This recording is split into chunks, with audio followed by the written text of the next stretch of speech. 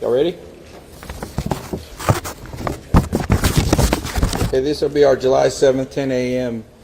Briefing. Search and rescue operations are ongoing throughout Kerr County. We're using assets from local, state, and national first responders. Hundreds of trained first responders are working every aspect of this emergency. As of 8:30 this morning, we recovered 75 deceased bodies here in Kerr County, including 48 adults and 27 children.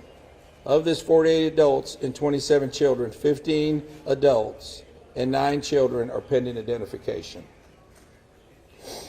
At present, there are 10 campers from Camp Mystic unaccounted for and 1 counselor. We continue to offer our condolences to those affected. Reuniting the families remain our top priority here on this operation. Please note that Highway 39 of an Old Ingram Loop remains closed to the public.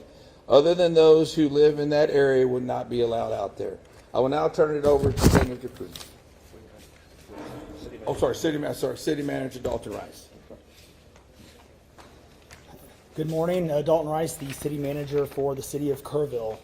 As everybody knows, we are working in conjunction with the city under a unified command response and again, a lot of devastation. Our hearts go out to the families and the victims. We want to continue to work together as a community. We love the media support on this to be able to communicate that message, communicate family, communicate togetherness, and we really appreciate all the support and helping us be able to do that.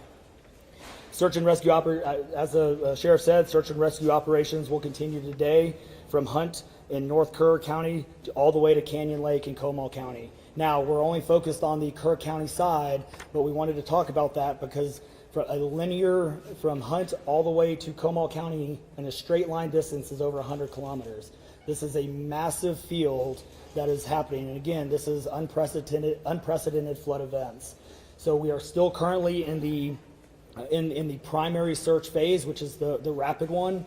They are running it, we have different segments that are gridded out. Each one of those segments are taking anywhere between an hour to 3 hours, up to 2 kilometers for each segment. So what that means is they're running into a lot of technical challenges with terrain, with water, even potentially, with weather, in the rising fields. We've talked about this before. Volunteers stay out of the way because if we start getting weather reports and all the other complications that are out there, we then have to pull off of those search and rescue missions to be able to communicate to those volunteers to get off, to make sure that they don't become victims themselves. Those operations involve 19 different local and state agencies, in addition to conducting primary and secondary searches. They will be conducting welfare checks on areas in North Kerr County impacted by power outages. And when we say search and rescue operations, that is boat, walking, on the ground, dogs, drones. Again, keep personal drones out of the air, helicopters. We do have other assets that are continuing the search as well.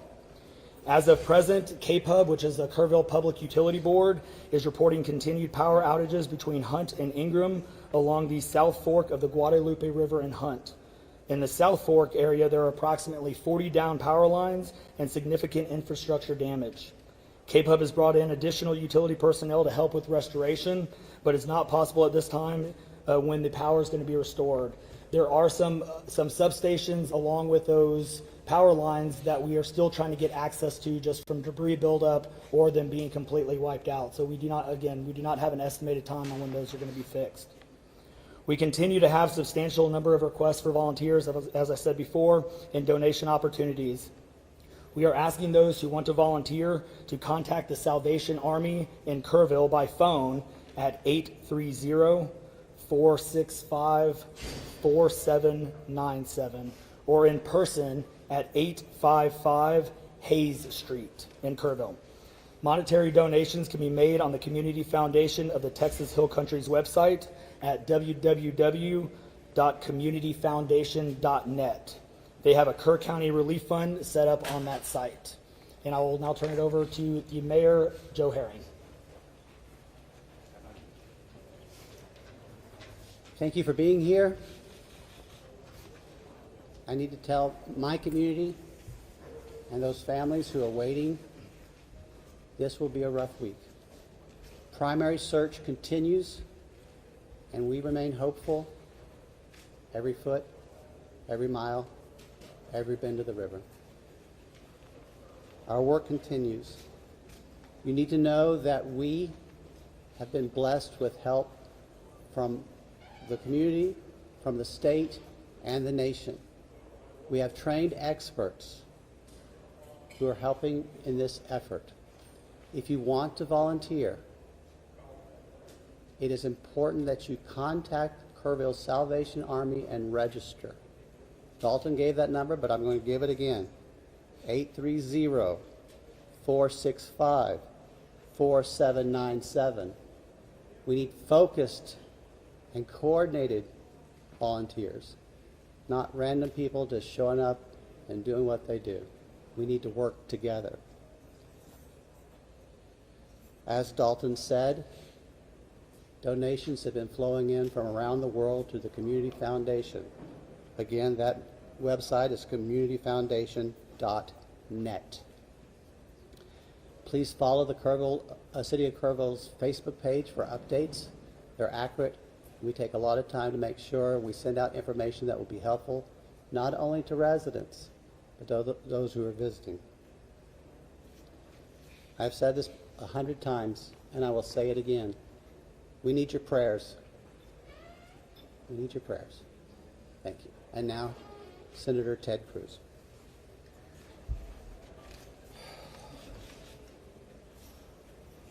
Texas is grieving right now. The pain, the shock of what has transpired these last few days has broken the heart of our state. As of yesterday, the confirmed death toll was 82, and those numbers are continuing to go up. The children, the little girls who were lost at Camp Mystic,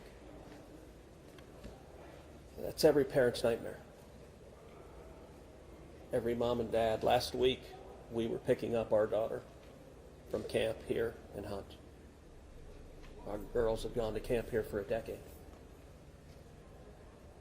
The Hill Country is an incredible part of Texas, part of the country. The natural beauty here is incredible. The camps that have raised generations of little girls and little boys and instilled character and love and faith are extraordinary institutions. And I'll tell you, the pain in our state, and it's every part of the state. You've got Texans from all over the state who were here celebrating the 4th of July. A week ago, this was a time of great celebration. You're dropping your little girl off at camp, your little boy off at camp. You're celebrating Independence Day. You know that your child is going to be swimming and canoes and horseback riding and doing archery and making lifetime friends. And then suddenly it turns to tragedy. For the last several days, I've spoken to multiple parents, scared out of their mind. Do you know anything? Where is my daughter? There's still 10 girls and 1 counselor from Camp Mystic that are unaccounted for. And the pain and agony of not knowing your child's whereabouts, it's the worst thing imaginable. But I want to say, in the face of all of this, it is simultaneously inspiring. Every time there's a tragedy, every time there's a natural disaster in Texas, Texans come together. Texas is a big state. We've got 31 million people, and we have hurricanes, we have tornadoes, we have wildfires. Tragedies hit this state, natural disasters hit this state, and without fail, 100 out of 100 times when that happens, we see Texans coming together, helping each other, engaging in acts of heroism. There have been over 850 high water rescues since this flooding began. 850. You look at extraordinary stories of Eagle Scouts pulling campers out of harm's way. I was just hearing a story of one counselor whose head was right at the water holding up 2 mattresses with campers on those mattresses. that kind of courage, that kind of selflessness. And then there are the first responders. The local first responders, I want to thank every one of the first responders at the local level, at the city level, at the county level, at the state level, at the federal level. In the first few hours of this flood, I was on the phone with Governor Abbott. I was on the phone with Lieutenant Governor Dan Patrick. I was on the phone with Nim Kidd, the head of the Texas Department of Emergency Management. And then I called President Trump. I called President Trump. He was having dinner at the time. It was still early in what was transpiring. And I wanted him to know, I said, Mr. President, everything we're hearing right now, this appears to be bad, really bad. There may be a very significant loss of life unfolding right now in Texas. And I will tell you, the President said, Ted, anything Texas needs, the answer is yes. Whatever assets you need, whatever resources you need, yes, let us know, and we will provide everything. Within hours, we had helicopters, over a dozen helicopters in the air. National Guard, DPS, game wardens, Coast Guard, doing search and rescue, reaching down. We've all seen the videos of little girls being pulled up, hoisted out of harm's way. Incredible courage and heroism. Search and rescue is the first stage.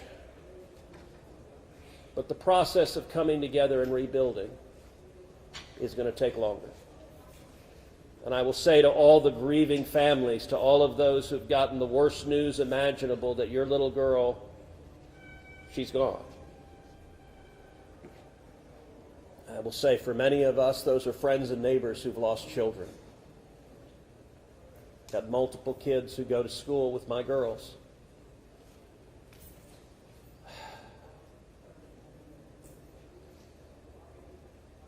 The mayor asked for prayers. And I want to say thank you to the millions of Texans, to the millions of Americans, to the millions of people all over the world right now who are praying for Texas and praying for those parents. Going through this grief, it is going to take love, it is going to take friends and family embracing and hugging and holding them while they weep. And it's going to take the church. With every disaster, one of the things we see here in Texas is the church steps up and the church helps and the church feeds and clothes and comforts. This morning I met with a group of chaplains who've been going through the incredibly difficult process of talking to mom and dad after mom and dad who just lost the most precious person they ever knew. And those chaplains are just trying to love them and show God's love. So I want to say we will come through this. To those in the midst of grief right now, that might seem hard to fathom. But Texas will come through this. And I just want to say thank you. I want to say thank you to these gentlemen here who are working. They are not sleeping. They are working every day. Thank you to the families. Thank you to the Salvation Army. Thank you to everyone who is just reaching out and saying, how can I help? We will come through this, and we'll come through this together. Thank you. And now we'll take questions. Senator, you talked about how you know kids here, how you've taken your own kids to camp. Was it ever communicated to you that there was a need, that it was a priority to have a warning system so people had a chance to escape something like this? Well, listen, I think anytime you're dealing with major rivers, there's a risk of flooding, and there's always been a risk of flooding, particularly on the Guadalupe River. I will say, in the wake of every tragedy, there are things that are predictable. One of the things that's predictable is that you see some people engaging in, I think, partisan games and trying to blame their political opponents for a natural disaster. And you see that with a hurricane, with a tornado, with a wildfire, with this flooding, where people immediately say, well, the hurricane is Donald Trump's fault. Look, I think most normal Americans know that's ridiculous, and I think this is not a time for partisan finger-pointing and attacks. Now, after we come through search and rescue, after we come through the process of rebuilding, there will naturally be a period of retrospection. where you look back and say, okay, what exactly transpired? What was the timeline? And what could have been done differently to prevent this loss of life? And that's a natural process. I think it should not happen in a bitter and partisan sense, but it should happen in a reasonable sense of saying, what lessons can we learn? And I will give an example. You know, Houston's my hometown. If you live on the Gulf Coast, we get hurricanes. That's part of living on the Gulf Coast as hurricanes hit. And I do think Texas as a whole has learned over time how to deal more effectively with hurricanes. And so you look here, we know the National Weather Service put out an emergency warning just after 1 a.m. and a second emergency warning just after 4 a.m. Now, obviously, most people at 1 a.m. and 4 a.m. are asleep. And so I think we will have a reasonable conversation about, A, are there any ways to have earlier detection? And some of that, the limits of a flash flood, they're very difficult because they can arise so quickly. But everyone would agree in hindsight, if we could go back and do it again, we would evacuate particularly those in the most vulnerable areas, the young children in the cabins closest to the water. We would remove them and get them to higher ground if we could go back and do it again. Obviously, everyone would. The people in RVs by the river's edge. We know in disasters like this, RVs and mobile homes are particularly susceptible, whether a flood or a hurricane or a tornado, they're particularly susceptible to that. And so my hope is, in time, we will learn some lessons to implement to next time, and there will be another flood, there will be another disaster.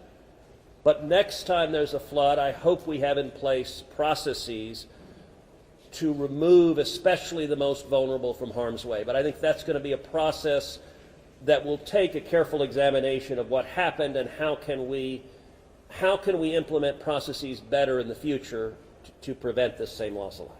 Senator, there were claims that the National Weather Service sent that first flash flood warning that should have alerted phones at 1:14 in the morning. But we have a federal public database maintained by PBS Warn, that says the first emergency alert wirelessly here in this area to Kerr County was not until after 9 a.m. That was more than 4 hours after the severe flooding had come to this area. Did you know that? Have you seen that? And what's your response, knowing the state and cuts to the NWS in recent months by this administration? So I don't know the source for what you're saying. All of the public reporting I've seen is that there were two alerts that went out, one just after 1 a.m., one after 4 a.m. You know, I can tell you, I talked about the partisan finger pointing. I think there have been some eager to point at the National Weather Service and say cuts there led to a lack of warning. I think that's contradicted by the facts. And if you look at the facts in particular, number one, that these warnings went out hours before the flood became a true emergency level. But number two, the National Weather Service here, New Braunfels is where they were headquartered. They had additional manpower. In fact, they had 3 additional people working that night, anticipating that it was going to be a very dangerous weather situation.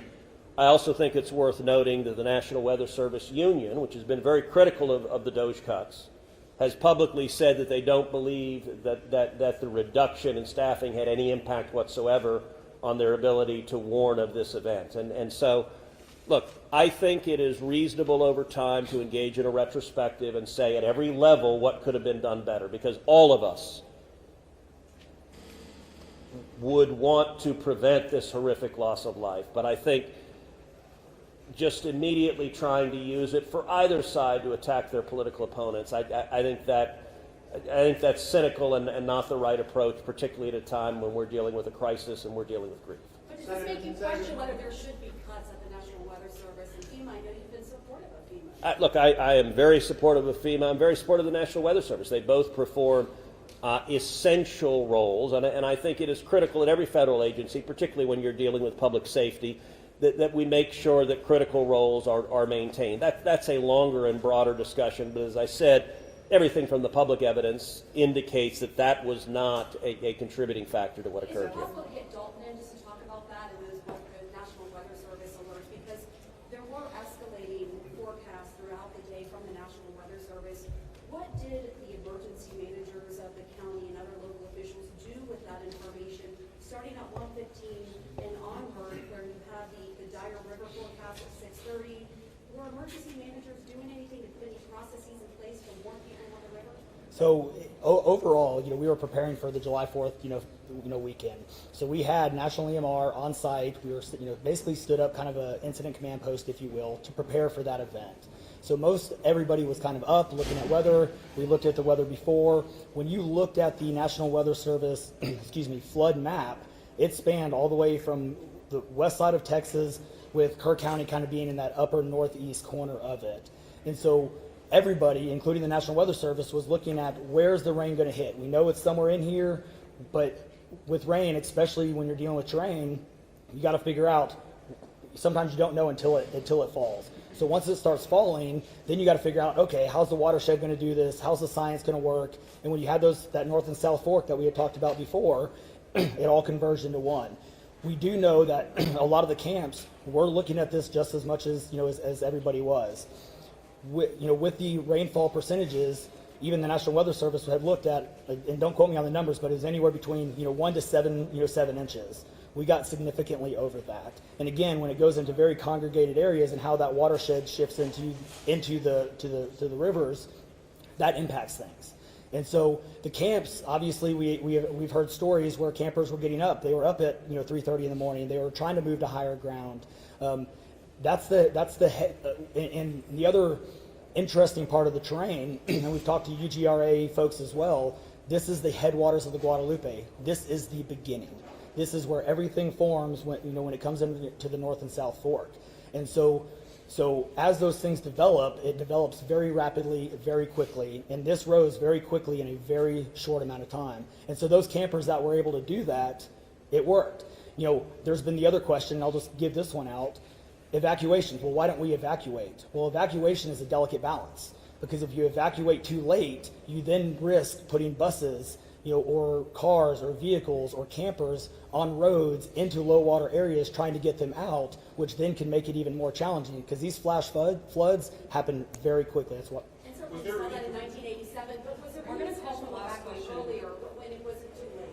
Was there any discussion about that among the officials? So, repeat your question. Was there any discussion to evacuate or activate any emergency plans before it was too late, where it would be very dangerous like that? Well, so again, just like disasters in Texas everywhere, it's very tough to make those calls, because what we also don't want to do is cry wolf. We don't want to make sure that we activate it at the right time. It is very difficult, very challenging, especially with this. We're looking at 100 kilometers, right? That's a big straight line distance. That's not even along the river. These areas take a lot of time to get out to. So even when first responders were on the ground at 3:30 in the morning, and we had reports, we had first responders that were getting swept away, actually responding to the first areas of rainfall. That's how quick it happened. First responders who have experience, who are Swiftwater qualified, were driving as soon as the rain started falling, were driving to these areas, and one of them got swept off the road. One last question, everybody, one last question. Between 1 and 4 a.m. from local law enforcement to the camp, saying, I know you can't get buses in an hour, but was there anyone telling the camp between 1 and 4 a.m., you need to get the girls to higher ground, at the very least, even if they have to walk up there in the rain, as many of them actually ended up doing? Was there any communication from local law enforcement to anyone at that camp between 1 and 4 a.m.? That I don't know off the top of my head. What I do know, though, is there's 55,000 people in Kerr County. Kerr County is a massive, massive area. From here to those camps is 45 minutes on a good day. And so, obviously one of the big challenges that we have, even when you have cell service, a lot of those areas don't even have cell service. Radio communications towers, radio towers within the hill country becomes very challenging. So there's a lot of areas, especially when weather comes in, where cellular towers are down or you already have bad service. So there's a lot of factors that play and a lot of variables in there on communication that, again, I think as we work through this process, everybody has a lot of questions regarding what are the next steps and what's next. And I think all of these are all great questions. And as we continue search and rescue and as we continue to move to the next step, we definitely want to dive in and look at all those things, from cell service tower to radio communications, or emergency alerting. Any of those things, I think we all really need to take a look at and review. And we're looking forward to doing that once we can get the search and rescue and stuff complete. In regards to the total number of, before I say anything else, I just want to say thank you to you, all the first responders, everyone involved. We've been praying. Thank you. We've been praying. The media's been praying. Thank you guys for doing that. I've got two questions. One, you try to get an accurate count on number of missing. I know you can't. I know we don't know we don't know what we don't know. Yes. But do we know a rough idea on total estimates that are still missing overall throughout the county? And then one of the follow-up, this may be for Senator Cruz, a lot of speculations being made about this being somehow man involved with the weather modification, with some of the rain maker technology, working with farmland. Do you think any of that, is there going to be any investigations into that, or can you communicate anything on that? Let me answer your first question. I'm definitely turning that second one over to him. So on the first question, with missing persons, so obviously we have the knowns, the Camp Mystic kids, which is the numbers coming down as the sheriff has stated, and then we have the unknowns. We don't know what we don't know. We actually have a 5 hotline line. It fluctuates between 3 and 5, but we're working on it. We get calls 24 hours, 7 days a week. We haven't hit the weeks yet, but we're still taking in calls. We are collecting all that information. So we don't have a solid number that we're willing to talk about right now. We do know that it is a lot, because we also are getting a lot of fake calls. You're looking. This is a worldwide discussion, and we're dealing with scammers. Victims' families are being reached out to, saying that they have their kids pay me money. It's heartbreaking. It's absolutely heartbreaking. We're dealing with with mental health issues, where people are calling saying they have visions. All of these things we're dealing with on a day-to-day basis, and we're having to vet this information, and it becomes very taxing on our people. Again, this is an extremely heartbreaking. This is, if not the worst, one of the worst disasters in this region in a very, very long time, even beyond 1987. And but we're best estimate, like dozens or hundreds, or just to give people an idea. A lot. So, Yeah. let me. Yeah, Not to get into the weeds on, people are asking lots of questions, and where should we start the investigation at? to the best of my knowledge, there is zero evidence of anything related to anything like weather modification. And look, the internet can be a strange place. People can come up with all sorts of crazy theories. What I know is a reality is that a whole lot of Texans are grieving right now. I will tell you, I was visiting with one parent who was talking about online, being harassed online because their information was public, that they had a little girl who was missing at Mystic. And look, there are a lot of people who are messed up, and my call for everyone, there's a time to have political fights, there's a time to disagree. This is not that time. This is a time just to reach out, support each other, go volunteer at the Salvation Army, give them money, go volunteer at your church, you know what I did when this happened? Just go hug your kids. Because I got to tell you, I hugged my girls with tears in my eyes, because every one of us who's a parent, there but for the grace of God go I. And nothing will fill the void in these moms and dads' hearts, but they'll make it through it. And every one of us, we have an obligation to come through and help them make it through it. And look, Texas will come through, and let me say, Kerr County, the Hill Country is incredible. It is beautiful. And these summer camps, Camp Mystic is an incredible Texas institution. For a century, it has made a profound difference helping young girls become strong women in Texas and across the country. And so, for me at least, I'm praying for these camps. I'm praying for all the campers, everyone implicated, everyone impacted. And I hope we come together and stand as one doing that. Thank you. Thank you, everybody.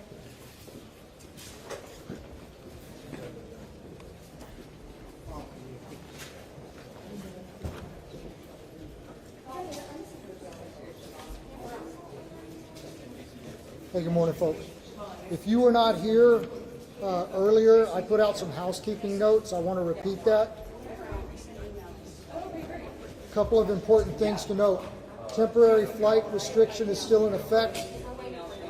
Flying drones